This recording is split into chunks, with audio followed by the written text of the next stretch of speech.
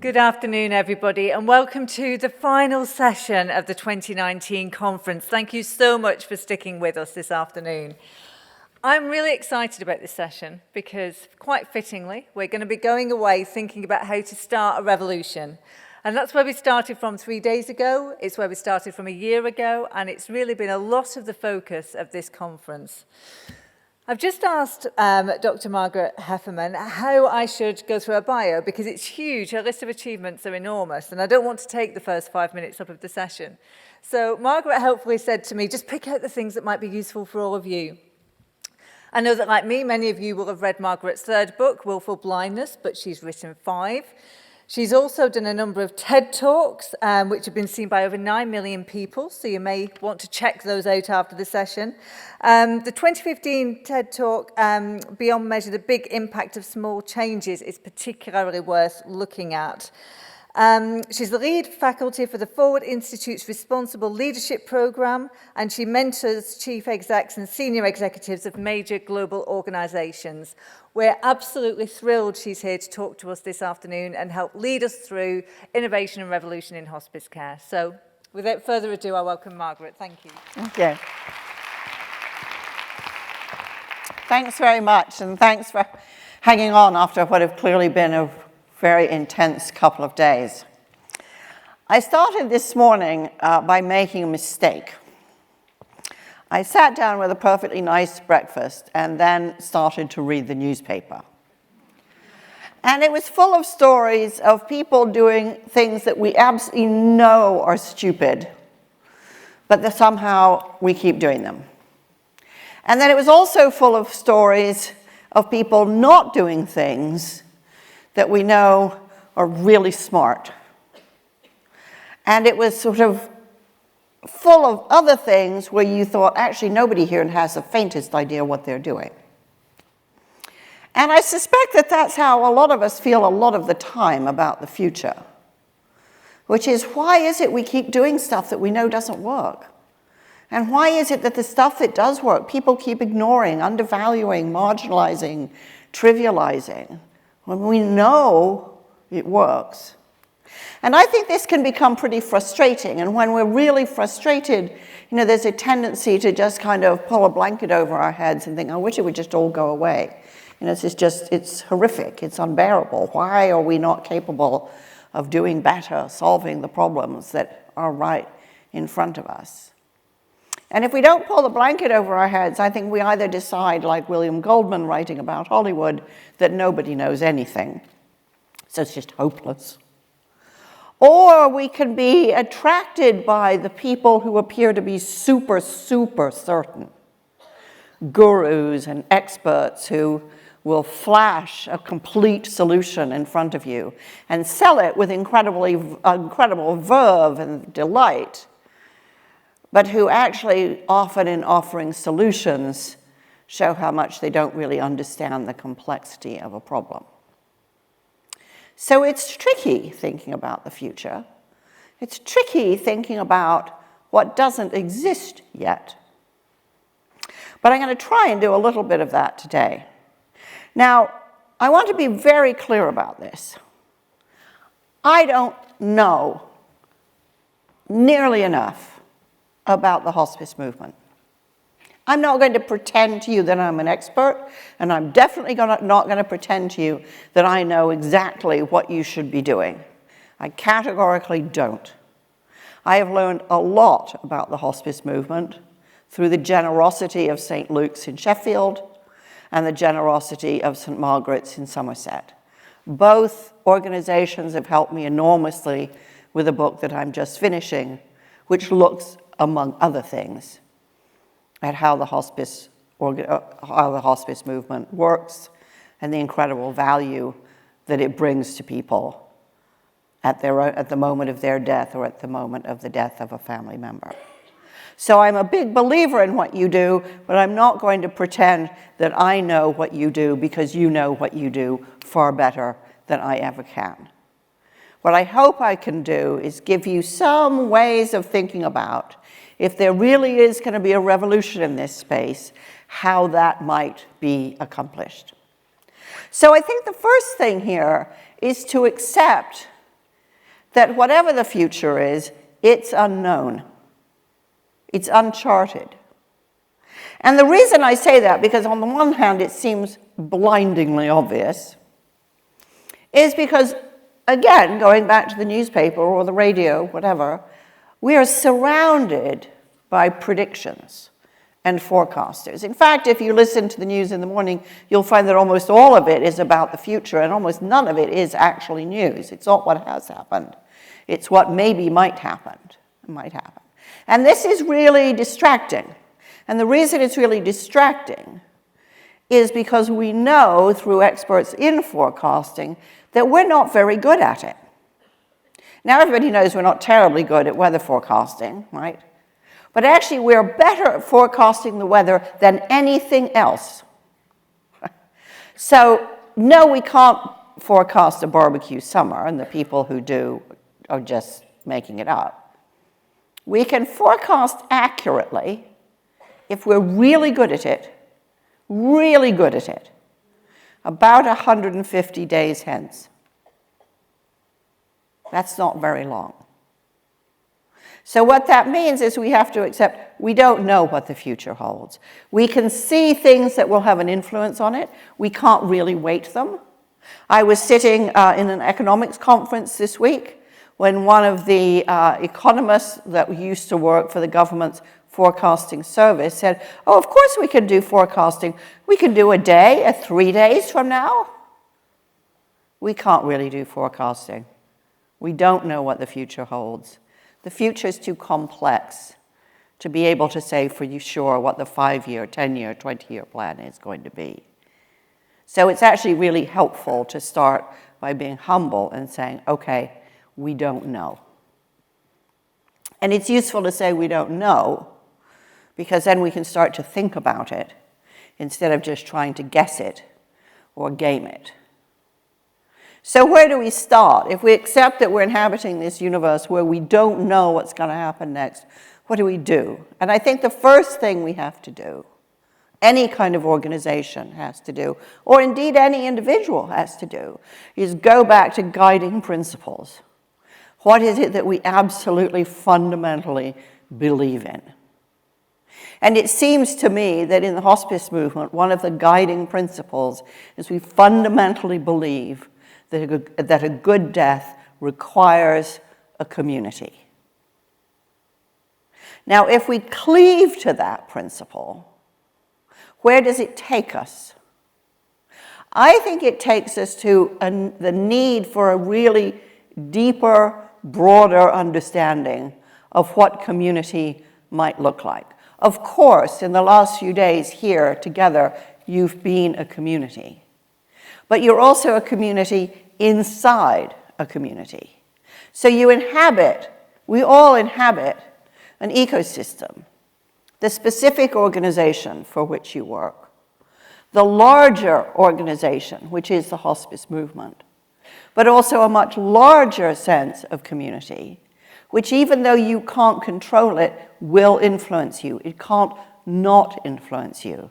It's where all your employees come from, it's where all your patients come from, it's where all your colleagues come from. So we all inhabit this sort of ecosystem that starts with the things that we can control, and it ripples out quickly into things that we can't. And it's important to think about actually how good are we at mapping that ecosystem, and do we really understand what the touch points are? And are we sufficiently well connected with it? And although this may seem like a rather crass comparison, and it isn't meant to be, I think one way to think about this is to think about another ecosystem, which is the ecosystem of retail. Now, what we've seen over the last 5 to 10 years is a collapse in traditional retail. You know, as well as I do, how scrawny the high street looks these days. And why did that happen? How did that happen? Well, when I talk to retailers, they all tell me the same thing. Well, Amazon happened. I say, yeah, but what did you do in response to that? Well, in fact, what Amazon did is what the traditional retailers did is they just hunkered down, partly pretended it wasn't happening, and then just did what they always do, which is they just cut costs and cut people and cut costs and cut prices until actually there was almost no reason left to go into a store. What they did not do, what they absolutely failed to do, was reach out to each other and say, how do we fight this together? How do we defend the things we really care about together? And it was interesting because I did quite a lot of work with the Booksellers Association. As you can appreciate as a writer, I really care about booksellers. And they did something brilliant, which was the minute the cold wind of Amazon hit, they absolutely came together to share best practice, exactly as all of you have done today. But what they didn't do was reach out to all the other retailers. So although actually booksellers have survived brilliantly by being really creative and tough-minded, they're now at risk of being the only retailers left on the high street, which is a mess because, of course, nobody's going to come if the only thing that's there is a bookstore. So what they haven't done is kind of reach further out into a much broader community to say, where are our shared interests here? We are tight and consolidated and really committed to each other in our own space, but how deep and wide are the connections to all the spaces around us, which are different from us, but whose association, participation, understanding, and support we need. And I can appreciate that for you it must feel as if, oh my God, we do that all the time. We do outreach all the time. We have the community coming in all the time. But it's alarmingly easy to feel that what you've said has been heard. Again, I sat in this economics conference this week, and all the economists were being attacked by the audience. You know, you don't know how to manage the economy. You don't know how to prevent crashes. You don't know how to predict anything. You can't come up with a model for a response to climate change that works. You're all useless, right? And the poor panel sat there saying, no, we're really good, smart, nice people, and we're really competent. And the truth is, it's true, but every single thing they talked about, every initiative they talked about, nobody in the audience had heard of. It is daunting and exhausting, but it's the case that you never, ever do enough outreach. The job is never done. It's astounding to me because I really love your work and I really care about your work and I really evangelize your work.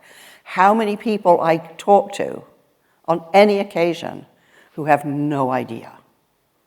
And I know that's dispiriting, but I also know that it means that you don't stop. You have to keep going.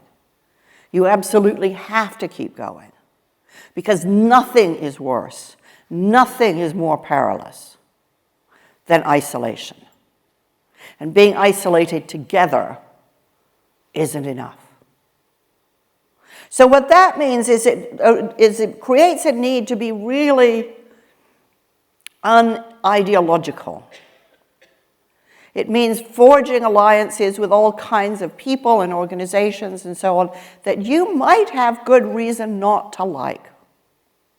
And one of the models that sticks in my mind about this is I've written a lot recently about how the gay community came together to fight the AIDS crisis. And I've written a lot and done a lot of research in this area because I think it holds such profound lessons for us in all of the crises that we face. And I also think it's relevant here because actually the hospice movement were formidable allies to the gay community at a period in history when almost nobody wanted to stand shoulder to shoulder with it. But one of the great things that the gay community did is they looked at the medical establishment and they thought, we hate these guys. They have turned the dead away from hospitals. They have rejected us on every front. They have come up with nothing. The institutions are slow. They don't understand the urgency. They don't understand us. They don't involve us. They don't talk to us. They're arrogant, la da da da da. But then what they did is they forged alliances with the medical establishment, which is ultimately how they got successful treatments. And it seems to me that however much one wants to create a revolution with like-minded people, it'll never succeed without people who aren't like you, don't think like you, don't come from your background and don't have your knowledge, but who can be won over, who can become evangelists that can touch communities that you don't.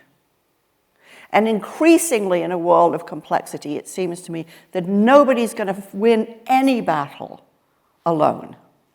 That the challenges you face and the opportunities you face and the desire for innovation and change that you feel has to extend to a very broad ecosystem if it's going to achieve the results that personally I'd like to see, and I know that all of you would.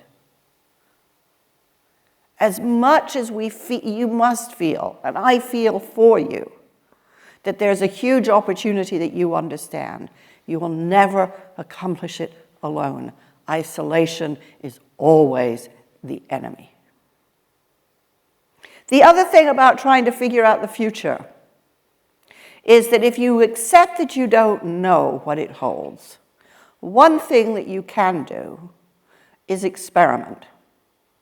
Now, lots of organizations don't like doing experiments, partly because they might fail, whatever that means, and partly because they're time-consuming and everybody's really busy, and you can't guarantee that they'll be useful.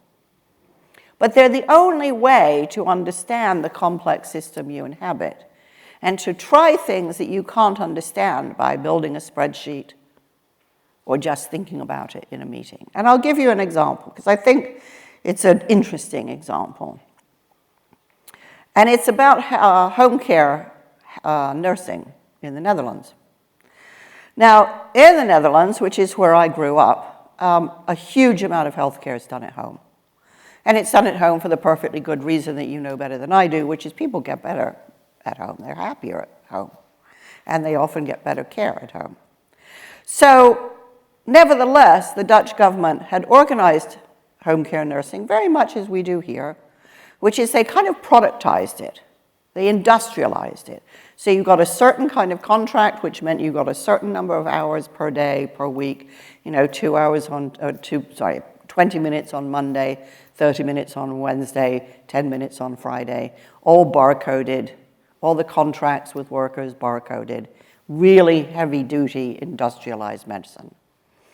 And the problem with it was twofold. One, it was super expensive, and the second was everybody delivering it hated it. So a very enterprising guy named Jos de Blok, who was both a nurse and an economist, which is a pretty interesting, weird hybrid, thought, well, if we all hate it so much, why don't we do it differently? And he proposed to the Dutch government a really interesting experiment, which is he said, let me take 10 nurses and give them 50 patients, and instead of all these rules and regs and industrialized stuff, why don't I just tell them to do the right thing? And when he did the experiment, what he discovered was that the cost of home care nursing in the Netherlands fell by 35% because the patients got better so much faster. Now, this form of nursing has really taken over in the Netherlands. There are about 10,000 nurses in the organization now, and it not only provides better standard of health care and at a reduced cost, but it's created an organization that people know, request, and have incredible confidence in. But one of the things that's really striking about it is it's run in groups of 10 nurses, teams of 10 nurses, and each of those nurses has a specialty, one of which is end-of-life care. In other words, they've integrated end-of-life care with everything else in the form of nursing that can happen at home. Now, I'm not saying this is an experiment to emulate or copy. I think very few experiments can be translated or transplanted from one kind of institution to another. But what I am saying is that experiments will show you possibilities that you can't come up with by just thinking about them. When I talked to Jos de Blok, whose experiment this was, and I asked him, what was so surprising about it? He said, well, first of all, I had no idea that you could achieve such radical improvement doing something so simple.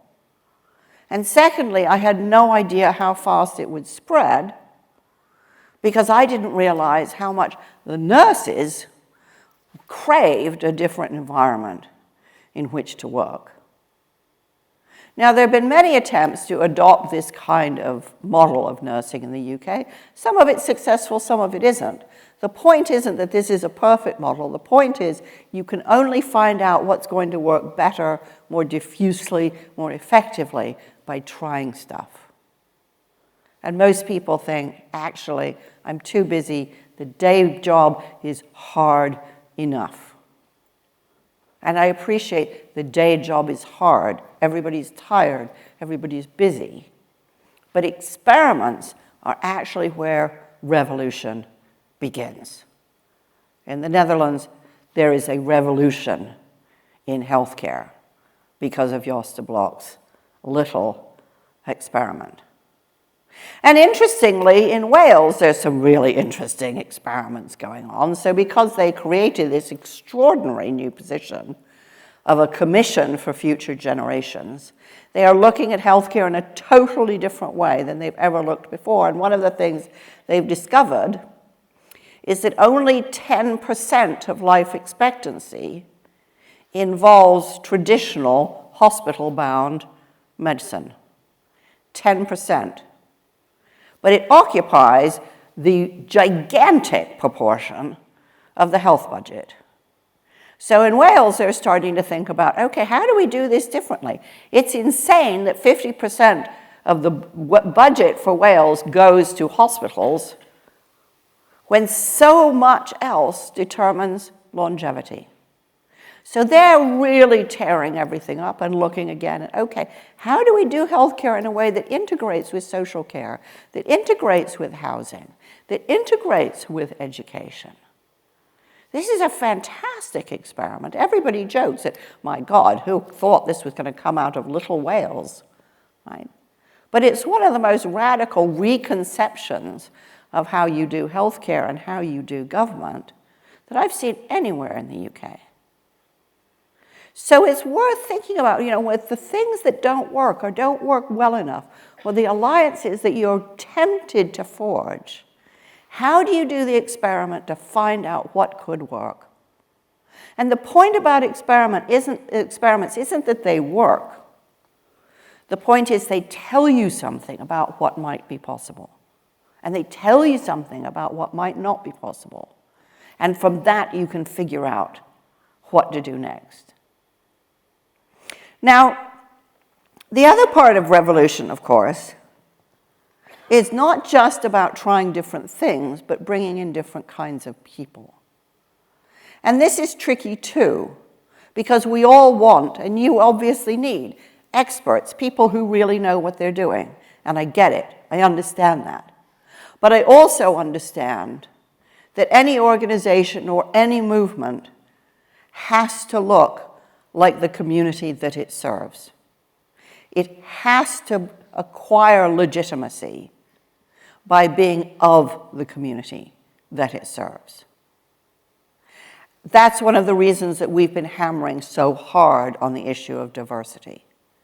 Not just because we know groups of people make better decisions, but only to the degree that they represent broad ranges of perspectives. But because actually for organizations to be relevant and be seen as relevant, they need to look like the community that they inhabit. That means they have to be much more diverse in terms of gender, much more diverse in terms of age, much more diverse in terms of ethnicity. And the reason that this is important is not just that it bestows legitimacy. It's not just that it inspires more trust. It's also because it provides the context for really revolutionary thinking. And the reason for this is, as we've come to understand, is that most creativity doesn't derive from expert thinking. Most creativity and innovation derives when different disciplines and perspectives smash up against one another. So, for example, one of the things that we've started using a lot in the business and science environment is a thing called open innovation platforms. Open innovation platforms are platforms where people can pose hard problems and anybody can propose solutions. And amazingly enough, a huge number of people do this for fun. One of the most, probably best known open innovation platforms is a thing called Incentive. Lots and lots of scientific and medical problems posted there. How do we solve this? And what's become really striking about Incentive is that problems are routinely solved by people working outside their domain expertise. So, for example, a researcher looking for a biomarker for ALS, Lou Gehrig's disease. The problem was solved by a plant biologist. It's not a plant problem. But this was someone with expertise looking at it in a different way and seeing something that the experts did not see. In addition, a problem about cleaning up oil spills comes from a cement engineer. It's not a cement problem, but he could see that there were issues around viscosity that he could understand in a way that people who spend their lives dealing with oil spills couldn't see. Now, this can be quite threatening to people because it implies, or they think it implies, that expertise doesn't matter. It does matter. We do need experts. Of course we do. But the most wholesome, creative, innovative, revolutionary organizations have a kind of porous membrane between themselves and the outside world and external disciplines. They're eager and desperate to bring in different kinds of ideas, different kinds of thinking, because they know that's how they stay fresh and it's how they stay relevant. And it's this source of really new and different thinking. Once again, intellectually, isolation is deadly. We need each other for support, but we need everyone else to challenge our thinking and bring new ways of tackling old issues. The future, in other words, is really hybrid. What drives this revolution isn't just your conviction and experience and expertise. What drives the revolution is a vast inpouring of different ways of thinking, different ways of working together, high levels of collaboration. And I'll just give you one more kind of example or case study. In London right now is the headquarters for something called the Coalition for Epidemic Preparedness. It's grown out of the Wellcome Trust, and it's really designed to address something that's just saturated with unknowns. So we know that there will be epidemics in the future. The problem is we don't know where they're going to break out, we don't know when they're going to break out, and we don't know which diseases are going to break out. So it's a way of looking at the future where you could think, rather as I did reading the newspaper this morning, oh my God, what on earth do you do in this context? We have this huge challenge. We can see the challenge. We know a lot about epidemics. But there are almost more unknowns than there are knowns. What on earth should we do? And one of the things that they've done very brilliantly there is they've said, okay, there are different kinds of problems here. It's not just one kind of problem. There's a problem which is we need to know what kind of vaccines to develop. And developing vaccines is really risky. So we need to develop a lot of them. We need a lot of options. We can't do planning because we don't know what's going to work. So we need to be actually much more robust and kind of extravagant and try multiple vaccines for multiple diseases. This is expensive, but there's no other way to get vaccines that work. And then they can look at a second piece of the problem, And they can think, yeah, but once we get those vaccines, then we need to be really quick and really, really super, super efficient. And so they've started already before they need them, developing all the relationships with manufacturers and financial institutions to assume that when an epidemic breaks out and there is a vaccine, they can bring that to market really, really fast. So they're doing what they call just-in-case planning, which is the vaccines, just-in-time planning, which is manufacturing. And then they recognized that actually the third piece of this puzzle, which is required to make epidemic responsiveness really effective, is they need to build now the relationships with all the people in all the different countries where they think epidemics might break out, and start to develop social capital with these people. In other words, develop relationships that are characterized by generosity, reciprocity, and trust. Do it now, before they need it. Or as Richard Hatchett, the head of the coalition, said to me, you do not want to be exchanging business cards in a crisis. So they've done something really interesting here, which is they've understood there are different kinds of problems when we think about the future. And when we think about how we revolutionize response to epidemics, we can't apply a single kind of thinking. We have to have robust thinking when it comes to the things that are risky, like vaccines. We have to do more than we need. We need really efficient thinking when it comes to manufacturing. And we need hugely human networks to sustain and maintain and make work all of the rest. So this is a deeply hybrid model of management. And it recognizes you don't solve all problems the same way. It also recognizes that technology in and of itself will never be the whole solution. And one reason technology will never be the whole solution is because technology, while it can aggregate tons of data and give us lots of feedback on what we're doing, also tends to adopt a kind of authority that takes the human out of the data. And this is risky. You can see how risky it is in many, many of the NHS scandals, where actually everybody was paying attention to data and not to patients. And it can be frightening to see these huge charts and graphs of outcomes and so on, and they look fantastic, and they have such conviction and authority to them. Except that the more we use technology, the less we think about people as people. And I was looking at, some of the descriptions of technology that are being, applied within the hospice organization. And the data is really important, but to the degree that you let technology overtake the way you think about the work that you do, it runs the risk of leaching humanity out of the very, very human work that you do. And one of the places I've seen some of this being applied quite cleverly is at a huge experiment in Texas, a brand new hospital, a brand new healthcare system, where actually they don't use any technology until they've kind of prototyped it on paper and in real life first.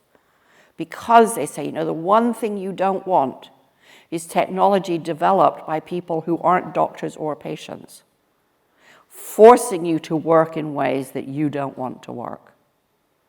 You're probably familiar with Atul Gawande's fantastic report of trying to use electronic medical records. Such a catastrophe that they ended up assigning him a scribe who used the technology, because otherwise he spent the whole time staring at his tablet. So the revolution is a lot of the revolution in the way that we think about management and leadership is being driven by technology, but it's becoming essential that we as human beings seize control of this and don't let it take the human out of the work that we do. All technology is based on models. All models leave things out. We never know quite what they've left out. And actually, our role is to ensure that the technology isn't the only source of information and insight. Why do I think there's a revolution due? Well, I think that it's partly because you have a gigantic opportunity to serve a community that desperately needs you. A community that knows a little bit about you, that knows mostly positive things about you, but is ripe and ready for better understanding. I think it's ripe for a revolution because the people who experience your service are so profoundly its evangelists. It's ripe for revolution because everything in healthcare is going to change, and this could be the wind at your back. It could bring in new people and new thinking and new ideas that will transform what we know today as an excellent service into a service that is famous the world over for its clarity, its humanity, and its community impact. I think all of that is possible, but none of it's possible without huge support from the rich and intelligent and creative and hungry community around you that is eager to get involved. This goes so much further than fundraising. So I'll close simply with, a very simple idea, which comes from a fantastic novel called The Leopard by Lampedusa. Lampedusa is Sicilian. It's about Sicily at the end of the 20th century, 19th century. And Sicily is a very strange country because everybody's invaded it, and somehow it remains its own thing. And yet again, when Sicily is enveloped into Italy, a concept nobody really believes in or understands, there's a huge anxiety about what's going to happen. Is it going to be evolution or revolution? How is this change going to be managed? And what's it going to lead to? And in the end, the prince who's watching all of this happen concludes, for everything to change, everything must also remain the same. In other words, the guiding principles remain rock solid. Everything around them revolves, evolves, or turns into something new and the same. Thank you very much.